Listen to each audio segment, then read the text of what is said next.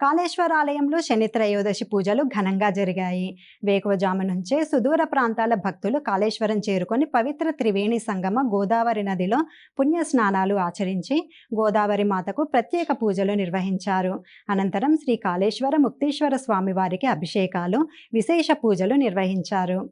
శని త్రయోదశి కావడంతో నవగ్రహాల వద్ద శని పూజలకు భక్తులు బారులు తీరారు. అధిక సంఖ్యలో భక్తులు నవగ్రహాల వద్ద సామూహిక శని పూజలు నిర్వహించారు. శనీశ్వరుడికి నల్లబట్ట, నూలు, తైలం సమర్పించి శనిపీడిత బాధలు తొలగిపోవాలని వేడుకున్నారు. భక్తులకు ఇబ్బందులు కలగకుండా ఆలయ అధికారులు తగు ఏర్పాట్లు చేపట్టారు.